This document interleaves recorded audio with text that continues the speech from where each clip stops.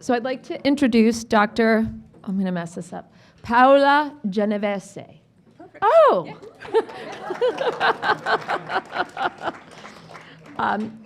She is a pediatrician dedicated to making the lives of children more comfortable. In addition to general pediatrics, Dr. Genovese specializes in and is board certified in pain medicine, palliative medicine, and hospice care. She also studied and practices acupuncture.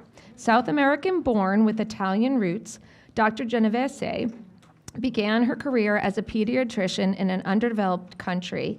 There she learned the importance of combining sharp clinical skills with the gentleness of human contact to maximize patient care. When she moved to the United States, Dr. Genovese trained at different hospitals throughout the country. These experiences provided different perspectives she believes help her improve patient care. As a result, she's passionate about helping patients make their day better and hopefully their future days brighter. How lovely is that? Right. Welcome. Yeah. First, thank you guys for being here and thank you for inviting me. Can you hear me well? Yeah? Okay, good. So for hypophosphatasia, most of the things that I have that are not in the books, they are things that I ask to my patients, things that I observe, and come up with what I will do for you guys. So it's a compilation of symptoms mostly. So it's a mix, in the way that I would like to think, it's a mix between hypermobility and osteogenesis imperfecta without being as severe in one extreme or the other. So why we're talking about pain? So there was a study done for pediatric patients, and that is what I do mostly. There were 59 patients, because as you know, it's not such a common disease.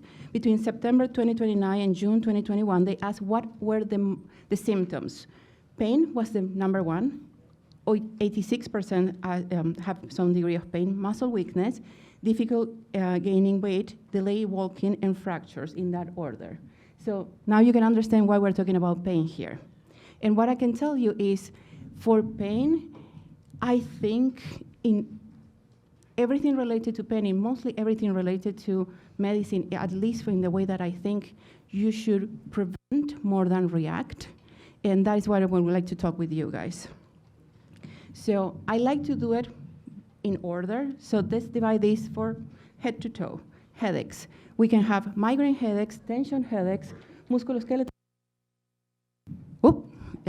cervicogenic headaches. So they're all different, and I'm just gonna give you the highlights of each of one, because we can very much confuse one with the other, and if we use different medication or different treatments, we are never gonna get better with a medication for migraine headaches. What we have is a tension headache, which is completely different. So when you have migraine,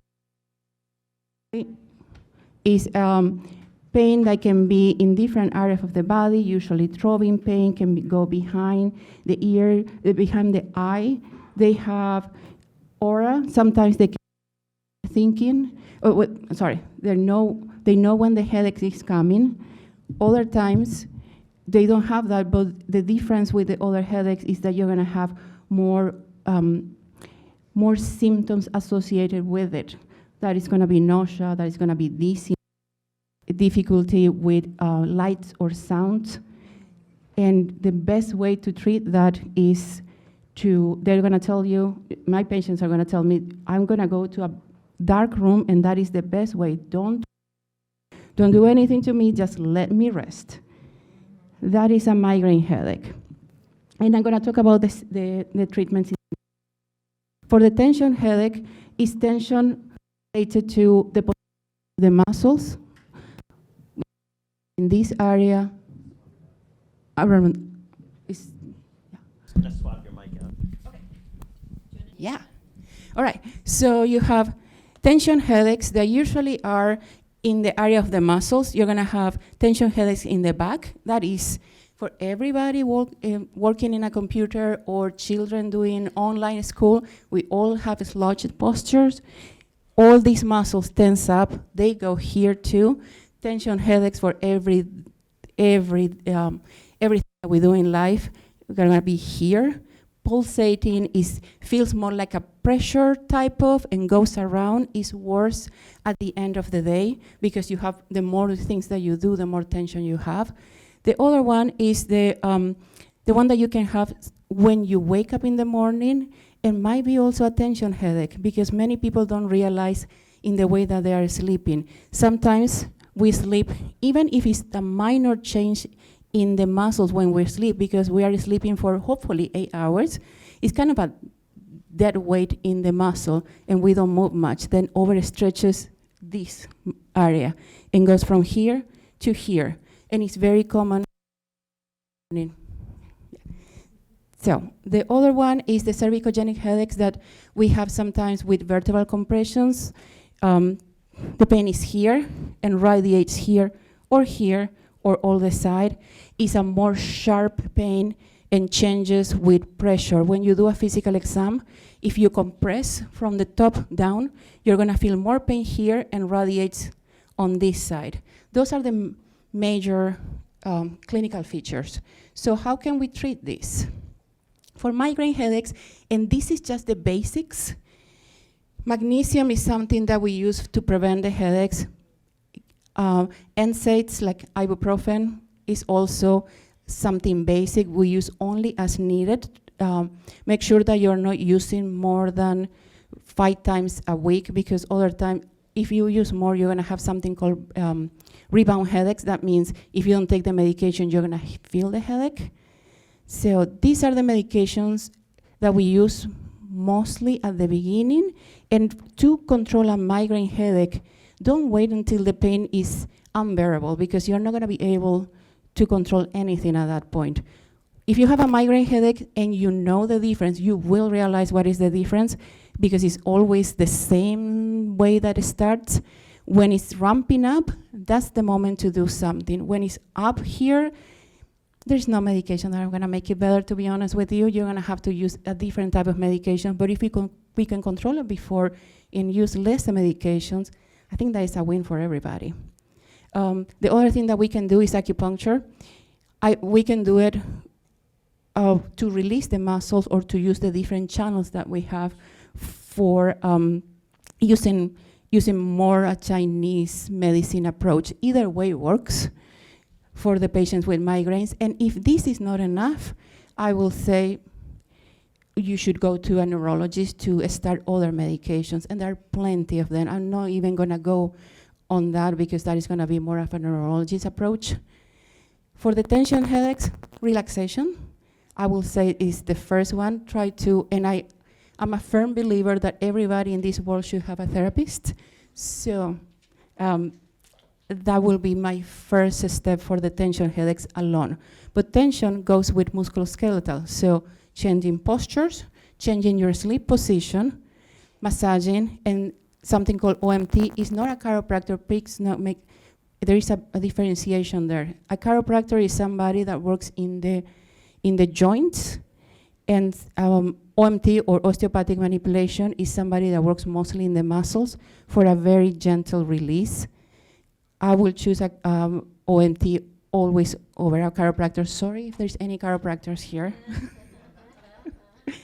So, and for cervicogenic headaches, one more time, osteopathic manipulation, because sometimes for the compression of the vertebra, you can have the muscles that are, because the area is in pain, you're gonna have the reaction of the muscle of contracting the area. So OMT can help. Trigger point injections are injection of the steroids in the muscle to release that area, or interventional pain. For interventional pain, you have, and I see in the next slide, but you have different areas where where you have an innervation that you can block with medications. It's gonna give you a temporal release. So other things that you have to do just regardless: water intake at least 90 ounces a day, sleep at least 8 hours, don't skip meals because all those can trigger your headaches. Now for the next slide, these are the areas where you have nerves. As you can see, plenty of them. And if you do interventional pain, they can put a needle with a medication to numb the area anywhere you want. And that goes for occipital headaches.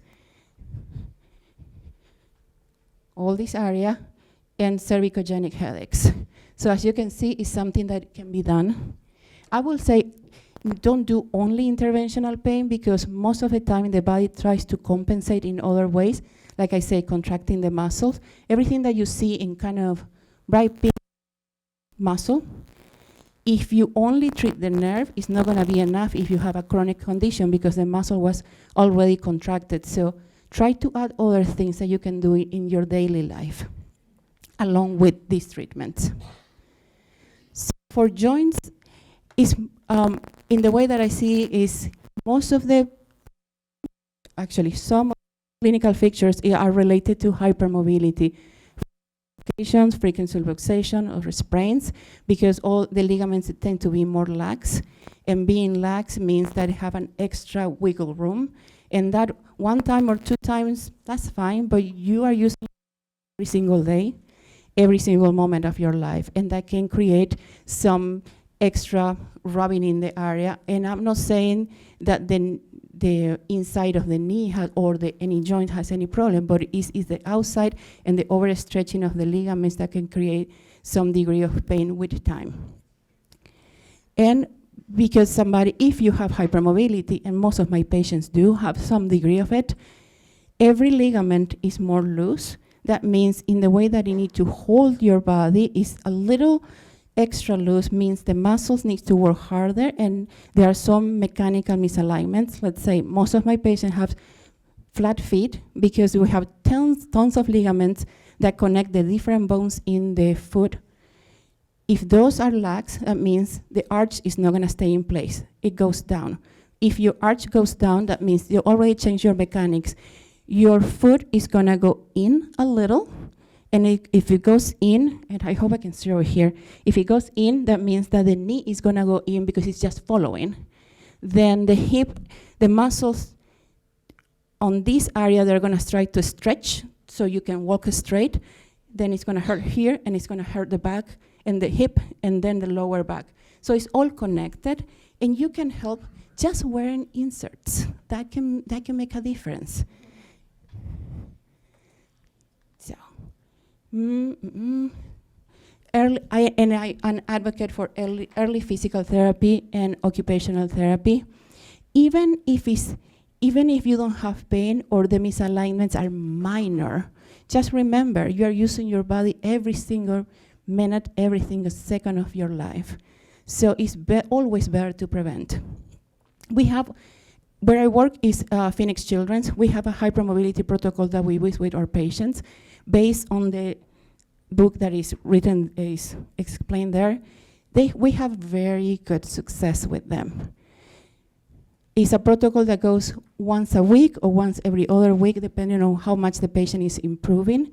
And it works mostly in the joint and around them instead of the big muscles at the beginning. We try to find core and stability, and after that we work in the big muscles to gain strength. Shoe insert, like I said, you can start with over-the-counter. That will be the easiest. If you need more, we can always order something that is custom-made. But most of the time, over-the-counter will do it. Like I mentioned before, posture is important. Remember what you're doing, how you're doing. I have many patients that say, oh, I have pain all the time. So what do? I do my homework in bed. So it's not gonna work. So those tiny little things that we don't realize that make a difference at the end. If you just move to a table and sit on a chair, that will make a difference. Or if you take some time, let's say 30 minutes, and stretch, that also is gonna make a difference. It's not, I like to prescribe medications, but it's not about that. It's more about what we can change in your daily life. Swimming is also a great activity. Doesn't put much strain in the body or in the joints, and it gives you the movement of the whole body and increase your cardio. We recommend swimming to pretty much all our hypermobile patients. So the next one is the impaired bone mineralization. We have fractures. There can be hairline fractures, stress fractures, more common in the lower limbs for obvious reasons. We are walking, we put in more pressure, we run, and in Later in life, we have more compressions in the spine. So we can have, depending on what we are looking at, due to the deposition of the calcium pyrophosphate in the cartilage, and that is the calcium pyrophosphate is a substrate of an enzyme that is defective in hypophosphatasia. Then if the enzyme is not working, the product that is waiting for the enzyme to work gets accumulating in the area. If you have an acute accumulation, you have something called pseudo-gout that is super painful. If you have something chronic, it's chondrocalcinosis. It's called also pseudoarthritis, and I'm going to explain the treatment in the next one. So in the spine, you can have more deposition of the same crystals that can create swelling in the area. And I'm not saying a big swelling, it's a microscopic that you cannot see it, and translate into chronic recurrent multifocal osteomyelitis. That is a disease that has inflammation in the area without an infection. The other theory about the chronic recurrent multifocal, again? All right. The other theory is the reason why is what we have this disease is that the enzyme that is there, that tissue non-specific ALP, that promotes an anti-inflammatory reaction in that area. And if you don't have the enzyme, then you don't have that effect. That means the end result is going to be more inflammation. So what do we do?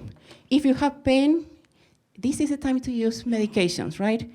I'm going to go, the first one is going to be NSAIDs, because it's going to be for a short time.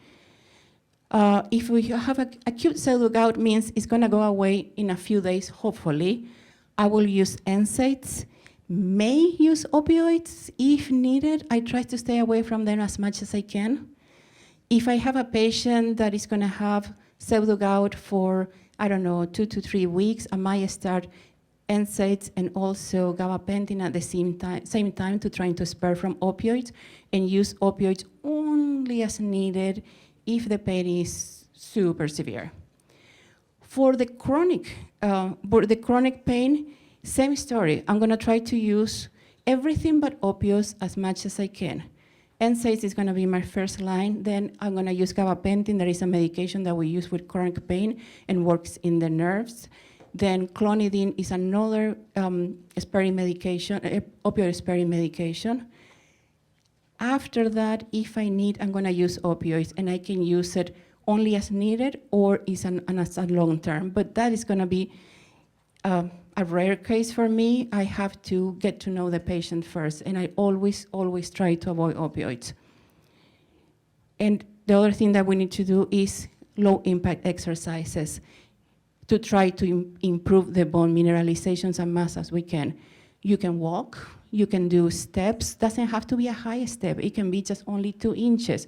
But the difference when you're stepping in creates more, improve the bone density. Just slow, you don't have to be you have to be a high step, minor. One of those steps that I think they were selling in the 80s, I don't remember, but those, yeah, right? Step aerobics. Yeah, but doesn't have to be the big one. It can be truly like this, but it makes a difference because you put a little bit more of pressure without being too much, because that's the problem. When you put pressure and it's too much, you create more damage. So you have to be gentle with your body. And it's not here, but I was reading more about impaired bone mineralization, and there are some studies about osteopenia and whole body vibration. I didn't find any in particular for hypophosphatasia, but just translate it into what can do. I think it's worth to try. And there are some places that they do that for a living. They have a plate, they make you do some exercises there. You can just buy something online and try to do it in your home. At least it doesn't harm, right? I have some patients that try that and they like it. Increases bone mineralization and will increase your balance too. So for neuropathy, You can have nerve compressions due to the spine compression fractures that I mentioned before. You can also have not common but present small fiber neuropathy, and that can lead to skin hypersensitivity. The reason for the small fiber neuropathy is not very clear. There are some studies that say that maybe it's because the enzyme that is defective or missing in hypophosphatasia works in an area that produces, it goes for something that is ATP to try to take the phosphorus from there to make it in a different way, and that gives you some energy, and that helps with the excitation of the nerve cells, or to know exactly where they need to be fired.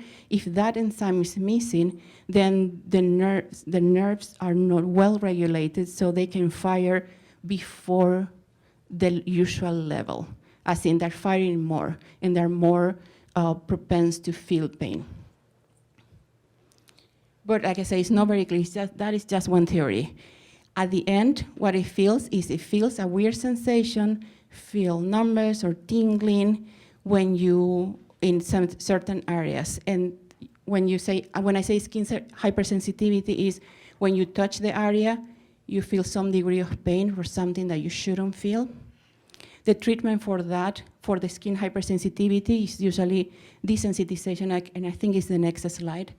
So the other thing that I wanted to tell you about what we can feel as a numbness and tingling, and it's not a neuropathy and gets confused quite often, is the intermittent compression of the nerves. If you have, and I'm pretty sure you all have, at least somebody here will have pain that goes, or numbness and tingling that goes here and here on the foot.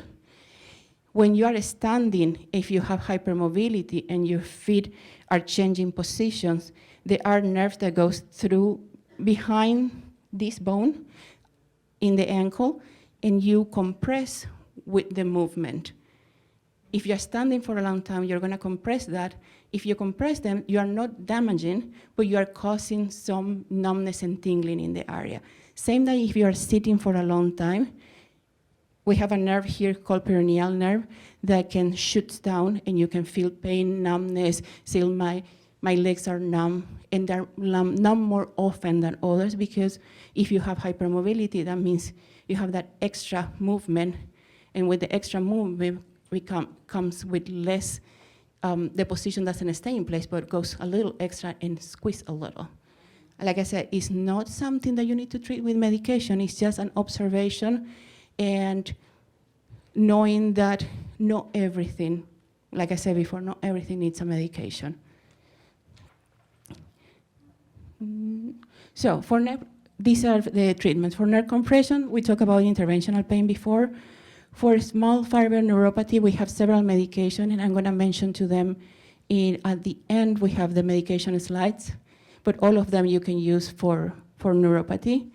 For skin hypersensitivity, desensitization, meaning retraining the skin and the nerves in the skin to don't feel pain. Occupational therapy usually does that. Is very light touch with different fabrics.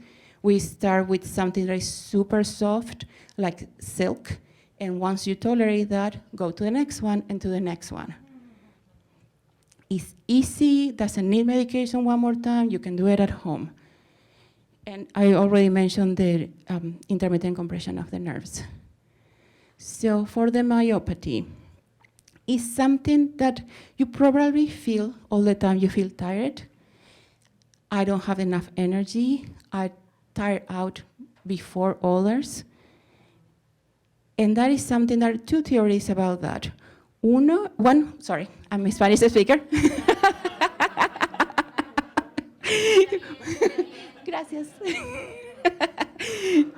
We can switch to Spanish if you want. So one is the enzyme in hypophosphatasia, that is the one that is missing or decreased, that modulates the mitochondrial function. That means the little organelle that gives you all the energy that you need to do all your functions. And you can understand that if that is missing or at least dysregulated, you're not going to have enough fuel. So it's not a matter of, oh, I need to be stronger. It's a matter, I don't have enough fuel. And that's a difference that is important for the activities that you're going to do. And the other theory is that the same enzyme is also in the musculoskeletal tissue as it is in the bone and in other areas. And the lack of this enzyme creates some denervation and regeneration in some muscles, fibers, tiny little fibers, that now they are not innervated. If they are not innervated, you don't have the jump start that you need to move. So those are just theories, but it makes sense to me, right? So what we can do? It's not a matter to get stronger, it's a matter to get smarter. So if you have to do something, and maybe it's an hour of exercise, divide it in 20 minutes.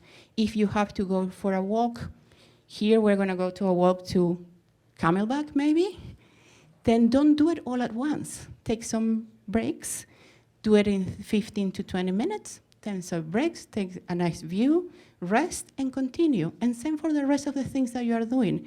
Because what you're going to realize that you can accomplish everything that you want in the day, just not all together at once. Instead of having, I don't know, 4 hours of intense exercise, working in your backyard, divide in two, and two through the day. But it's still doable. You can do what you want, just do it smarter. The pain is also similar to fibromyalgia, as in it's not only the pain in the joint, it's kind of exaggerated, and like I said, you get tired faster, and we treat it in the same way. It's a paced exercise, starting with a very small amount of exercise and time of exercise, and then slowly increasing, because the body will get more fitted, just it's gonna take some time. Swimming for endurance, and like I mentioned, low impact exercise and gradual increments of physical activity. What by gradual, I mean like 2 to 5 minutes more, seriously gradual. It's the only way to make it something that is gonna be steady in time, because if you try to do too much in one day because you feel great that day, you're gonna crash and burn. And the next 4 or 5 days you are recovering, and then back again to the same cycle. And what is gonna happen at the end is you're gonna say, you know what, why bother? Why I'm gonna do this if at the end I'm gonna have more pain, and you do less and less. And that's not the idea. The idea is that you keep doing everything that you want to do, just smarter. So medications.